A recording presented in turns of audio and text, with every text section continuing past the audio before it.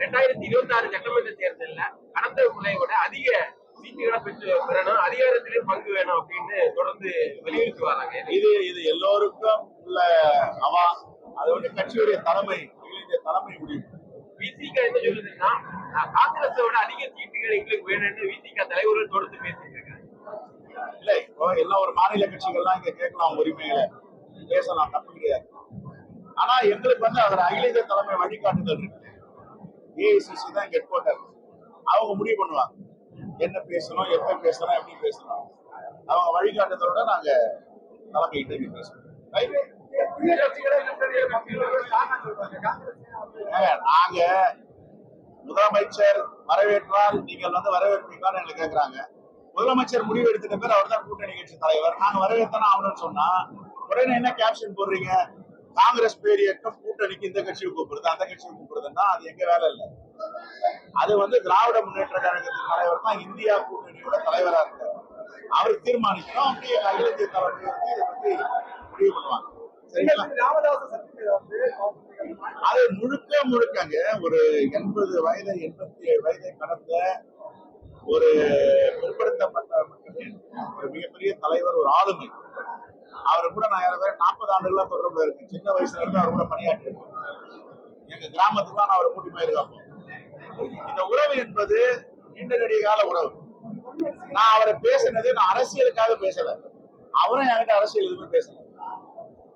உடல்நிலை விசாரிச்சோம், பேசணும், வந்திருக்கோம்.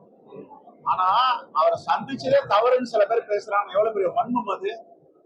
ஜனநாயகத்துக்கு எதிரானது இல்லையாது. அப்படி பேசக்கூடாது. எல்லாரும் போய் பார்க்கணும். அவருக்கு வந்து ஒரு 87 வயதை கடந்த ஒரு மூத்த அரசியல் தலைவர். அவரை பார்க்கறதுல தவறு இருக்கு. ஏதாவது அரசியல் பேசணும்னா ரைட். நாங்க எங்க அவரை போயிட்டு கூட்டணிக்கு வாங்கன்னு கூப்பிட்டோம்? எங்க கூட்டணிக்குள்ள நெருக்கடி வந்துச்சு. ஒரு பிரம்மையை ஏற்படுத்த முயற்சி பண்றாங்க. அவருக்கு தெரியல. அவருக்கு உண்மையிலே நாங்க என்ன பேசணும், என்ன செய்யணும் தெரியாம அதை ட்வீட் போடுறாங்க. இப்போ நாங்க வந்து எல்லா அரசியல் தலைவர்களுக்கும் தெரியும், ஒரு கூட்டணி கட்சியை, புதிய கட்சியை அழைப்பு கொடுத்து சேர்க்கிற உரிமையோ அந்த இடத்துடைய வேலையோ எங்க வேலை இல்லை. அது எல்லாரும் எல்லா அரசியல் கட்சியும் தெரியும். எங்க கட்சியில தெரியும். அது யார் செய்யணும்? அதை கூட்டணிக்கு தலைமை தாங்குகிற தலைவர் சொல்லணும். இது சரி, இது தவறு. எங்க அளவுகோலும் தெரியும், எங்க உயரமா தெரியும். நாங்க எப்படி அவரை கூப்பிட முடியும்? இப்ப நான் ஏற்கனவே சொன்னேன், காங்கிரஸ் பேர் இயக்கம், திராவிட முன்னேற்ற கழகம், மறுமலர்ச்சி திராவிட முன்னேற்ற கழகம், சிபிஐ, சிபிஎம், விடுதலை சிறுத்தைகள், கொங்கு நாட்டு மக்கள் கட்சி, முஸ்லீம் லீக், மனிதநேய மக்கள் கட்சி, வேல்முருகன் அவருடைய கட்சி எல்லாம் இன்டாக்டா இருக்கு. எது போட்ட மாதிரி இருக்குன்றவங்க 100 முறைக்கு மேல நான் பத்திரிகையாளர் சந்திப்பு சொல்லியிருப்பேன். எங்க இந்தியா கூட்டணி என்பது எஃகு கோட்டை போன்ற கூட்டணி. இதுல எப்படி வந்து ஒருத்தரை விட்டுட்டு இன்னொருத்தர் சேர்க்கறது நாம் முயற்சி பண்ணுவோம்? இது எவ்வளவு பெரிய ஜனநாயகத்துக்கு விரோதமான பார்வை. அந்த பார்வையே பிரச்சனை.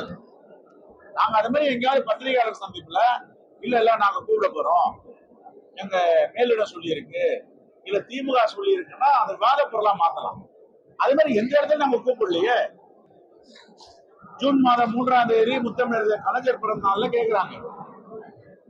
விஜயகாந்துடைய கட்சி அம்மையார் பிரேமலதா அவர்கள் தேசிய முற்போக்கு திராவிட கழகம் ட்வீட் போட்டிருக்காங்க, கலைஞருடைய பிறந்த நாளுக்கு வரவேற்கிறோம்னு சொன்னாங்க. கூட்டணிக்கு அழைத்தா அவங்க வந்தாங்களா சேர்த்துக்கீங்களான்னு கேட்டாங்க. நான் என்ன சொன்னேன், இது முடிவெடுக்க வேண்டியது மாண்பு முதலமைச்சர் தளபதினு. அவர் முடிவெடுத்துட்டாருன்னா வரவேற்பீங்களா? நாங்க அவர் முடிவெடுத்துட்ட பேர் நாங்க வேண்டாம்னு சொல்ல முடியுமா? வரவேற்போம்னு சொன்னோம். கேப்ஷன் என்ன போடுறாங்க? இவர்கள் அழைத்தார்கள், வரவேற்போம்னு சொன்னார்கள். எந்த இடத்துலயுமே இப்போ நமக்கு அரசியலாம் தெரியும், ஓரளவுக்கு என்ன நடக்குதுன்ற புரிதல் இருக்கு. எங்க அளவுகோல், எங்க உயரம் என்னன்னு தெரியல. உடனே ஒரு பிம்பத்தை என்ன கிரியேட் பண்றாங்கன்னா, நான் பாட்டாளி மக்கள் கட்சி உள்ள கூட்ட மாதிரி. எங்க கூட்டமா இல்ல அவர் தான் வரேன்னு சொல்றாரு. அவங்கள்ட்ட அந்த அரசியல் நகரவே இல்லையே. பார்வை வந்து ஜனநாயகத்துக்கு எதிரான பார்வையை கைவிட்டது.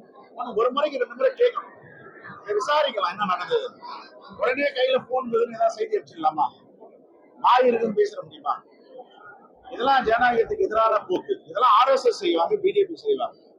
நாம செய்யக்கூடாது.